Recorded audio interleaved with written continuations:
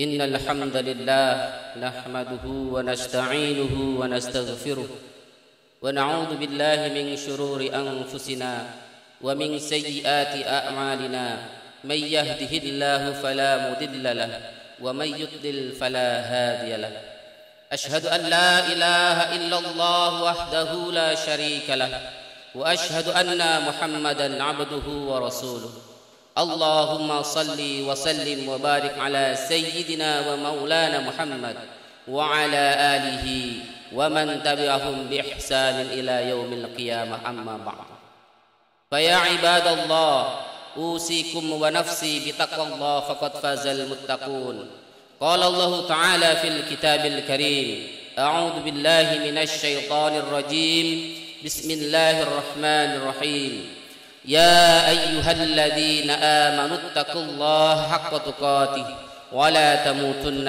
إلا وأنتم مسلمون. Hadirin jamaah salat Jumat yang dirahmati Allah Subhanahu wa taala.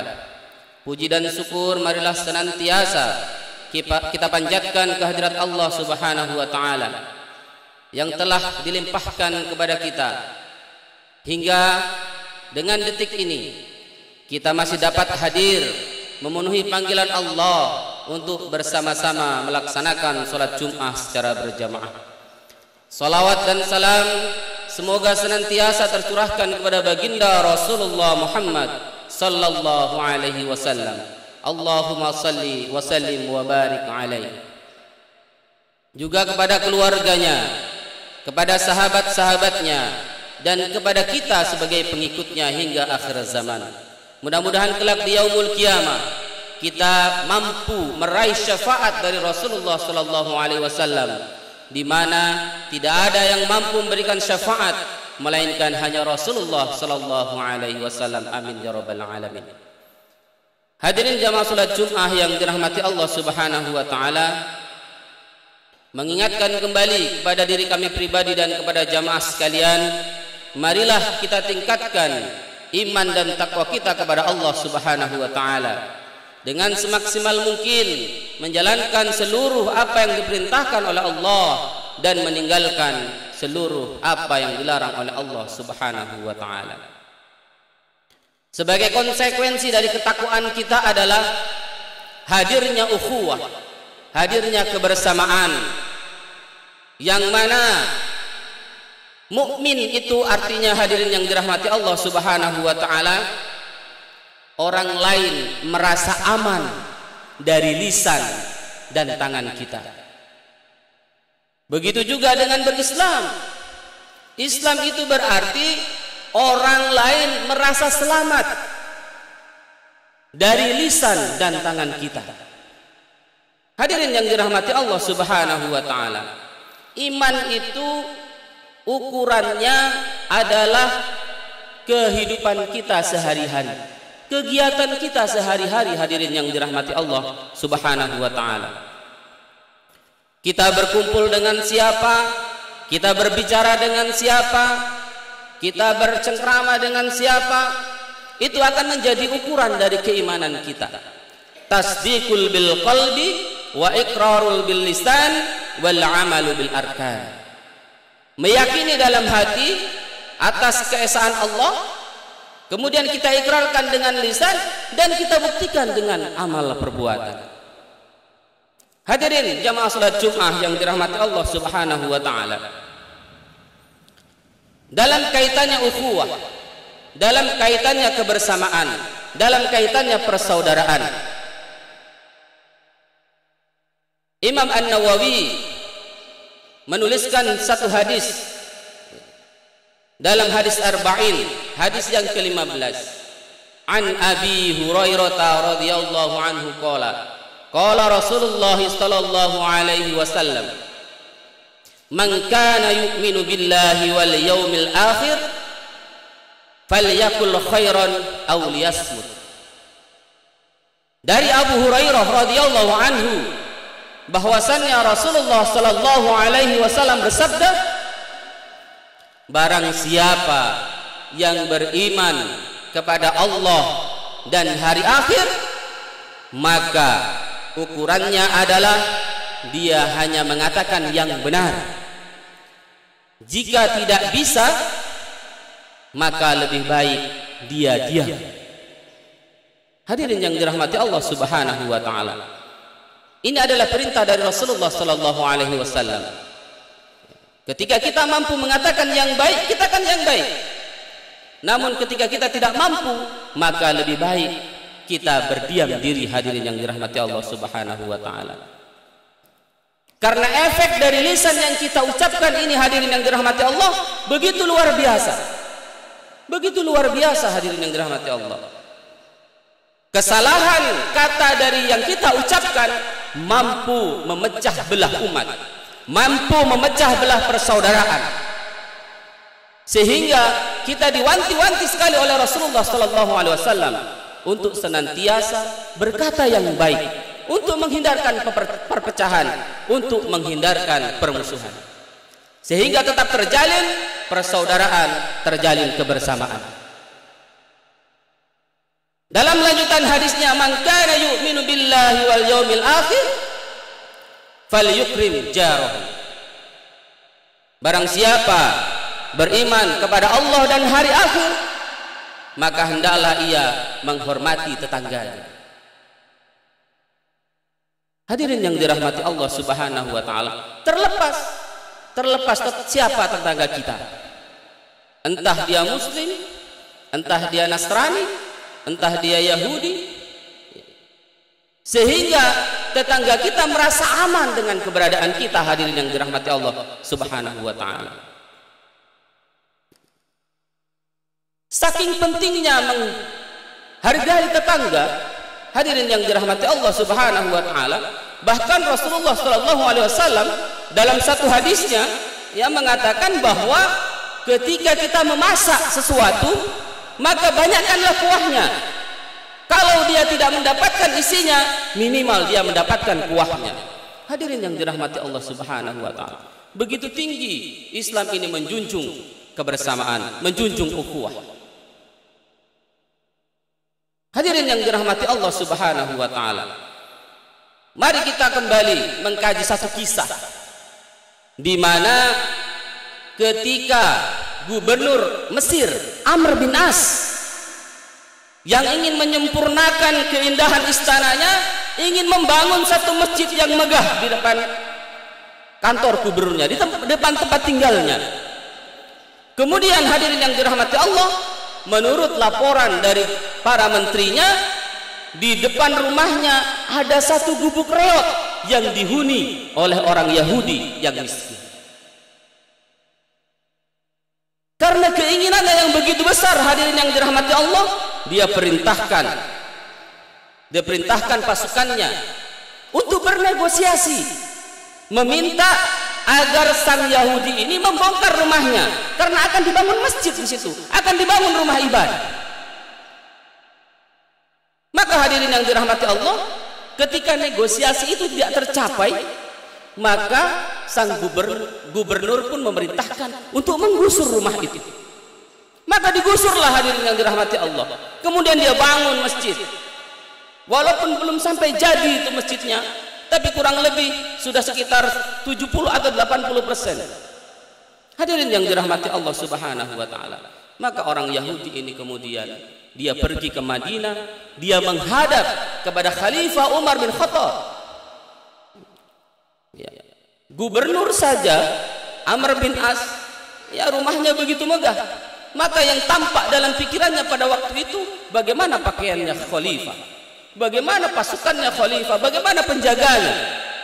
Hadirin yang dirahmati Allah Subhanahu wa taala. Setelah sampai di Madinah, dia bertemu dengan setelah orang Yahudi sampai di Madinah, dia bertemu dengan seorang laki-laki yang menggunakan pakaian yang lusuh, duduk di bawah pohon kurma. Kemudian laki-laki itu bertanya, "Wahai fulan, di manakah Khalifah Umar bin Khattab? Kemudian bagaimanakah keadaan pengawalnya?" Hadirin yang dirahmati Allah Subhanahu wa taala. Karena dalam ekspektasinya seorang khalifah itu berarti dia memiliki istana yang megah, memiliki pakaian yang mewah. Maka hadirin yang dirahmati Allah Subhanahu wa taala, orang itu pun menjawab, Sesungguhnya khalifah itu pengawalnya adalah orang-orang miskin, anak-anak yatim, dan janda-janda tua. Pakaiannya adalah takwa dan malu. Hadirin yang dirahmati Allah Subhanahu wa taala. Kemudian begitu kaget mendengarnya. Ya. Kemudian orang Yahudi itu bertanya kembali, di mana saya bisa menemui Umar bin Khattab sang khalifah? Maka orang itu menjawab, Umar bin Khattab ada di hadapan. Hadirin yang dirahmati Allah Subhanahu wa taala. Ya. Begitu kagetnya itu orang Yahudi, ya, yang menyangka dengan pikirannya bahwa khalifah itu pakaiannya mewah, rumahnya besar, ternyata tidak tercapai dari apa yang dia pikirkan. Kemudian hadirin yang dirahmati Allah, Umar pun bertanya ada apa, dia ingin mengadukan nasibnya. Kemudian dijamu oleh Umar bin Khattab, oleh khalifah. Setelah selesai perjamuan, kemudian dia menyampaikan hajatnya. Wahai khalifah, sesungguhnya saya punya satu rumah. Rumah saya ini benar jelek, tetapi sama gubernur Mesir digusur karena akan dibangun sebuah masjid di sana. Hadirin yang dirahmati Allah Subhanahu wa taala, apa yang terjadi? Umar bin Khattab pun memerintahkan untuk mengambil tulang busuk yang ada di tempat sana. Kemudian dia gariskan lurus ke bawah menyerupai huruf alif, dan dia garis melintang lagi dengan ujung pedangnya, dan dia sampaikan, berikan tulang ini kepada gubernur.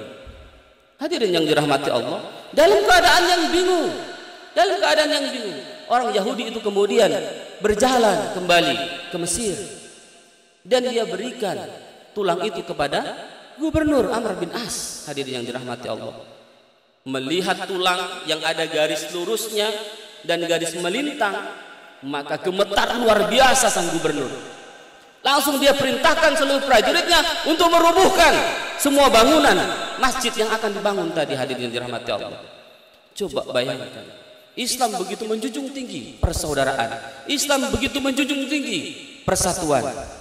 Maka hadirin yang dirahmati Allah Subhanahu wa taala, dalam keadaan bingungnya orang Yahudi kemudian berkata, sabar-sabar wahai gubernur, ada apa ini sebenarnya? Ada apa dengan tulang ini? Maka kemudian gubernur pun menyampaikan, sesungguhnya pada tulang ini ada pesan. Berbuat adillah wahai gubernur, seperti huruf alif yang aku gambarkan pada tulang ini, adil di atas dan adil di bawah. Jika engkau tidak mampu berbuat adil, maka aku sendiri yang akan memenggal lehermu. Itulah pesan Umar bin Khattab yang disampaikan melalui tulang. Hadirin yang dirahmati Allah Subhanahu wa taala, begitu terkesima, begitu kaget, begitu haru. Kemudian orang Yahudi ini menyampaikan, begitu indah seperti ini agamamu. Hadirin yang dirahmati Allah, maka kemudian dia meminta untuk dibimbing, dan kemudian orang Yahudi tersebut bersyahadat dan masuk ke dalam Islam. Begitulah Islam mengajarkan kita tentang ukhuwah, tidak pandang bulu. Siapapun yang minta keadilan, maka harus diberikan keadilan itu. Hadirin yang dirahmati Allah Subhanahu wa taala. Hadirin yang dirahmati Allah Subhanahu wa taala. Kemudian dalam surat Al-Hujurat ayat yang ke-10, Allah Subhanahu wa taala berfirman, innamal mu'minuna ikhwah fa aslihu baina akhwaykum wattaqullaha la'allakum turhamun. Yang artinya orang-orang beriman itu sesungguhnya adalah bersaudara. Bersaudara, hadirin yang dirahmati Allah Subhanahu wa taala.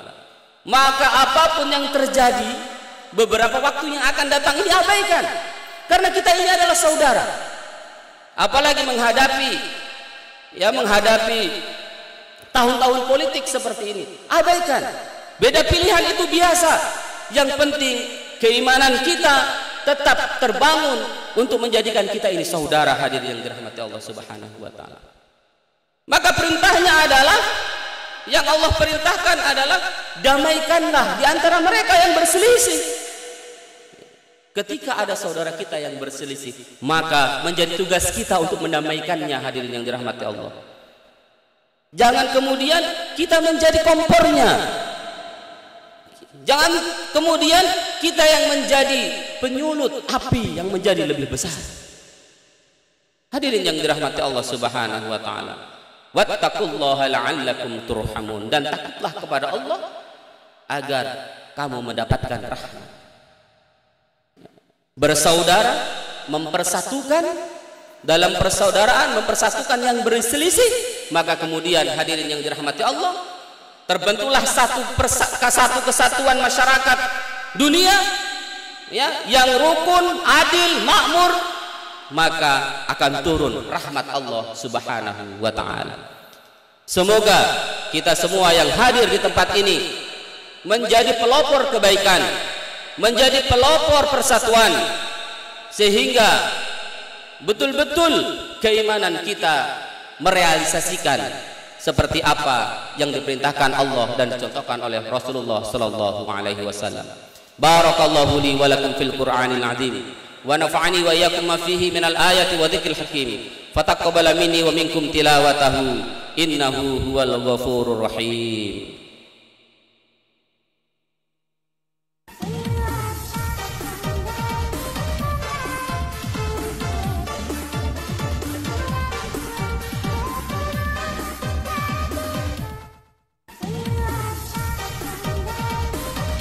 Alhamdulillahi rabbil alamin wa bihi nasta'inu ala umuri dunya waddin.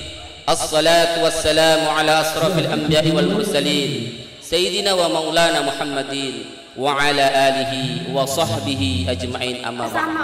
Qala Allah ta'ala fil kitabil karim, a'udzu billahi minasy syaithanir rajim, bismillahirrahmanirrahim, ya ayyuhalladzina amanu taqullaha haqqa tuqatih ولا تموتن إلا وأنتم مسلمون. وقال أيضا إن الله ملائكته يصلون على النبي يا أيها الذين آمنوا صلوا عليه وسلموا تسليما.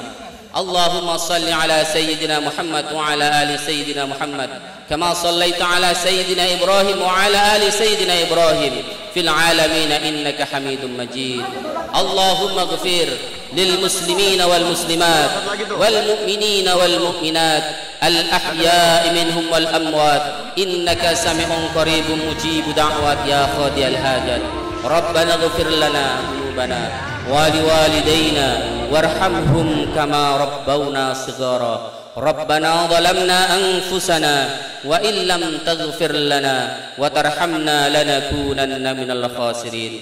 اللهم أرنا الحق حقا وارزقنا اتباعه وأرنا الباطل باطلا وارزقنا اجتنابه. ربنا آتنا في الدنيا حسنة وفي الآخرة حسنة وقنا عذاب النار. وصلى الله على سيدنا محمد وعلى آله وصحبه وسلم. سبحان ربك رب العزة أما يصفون وسلام على المرسلين والحمد لله رب العالمين. عباد الله إن الله يأمركم بالعدل والإحسان وإيتاء ذي القربى وينهى عن الفحشاء والمنكر والبغي يعظكم لعلكم تذكرون ولذكر الله أكبر والله يعلم ما تصنعون. أقيموا الصلاة. اللهم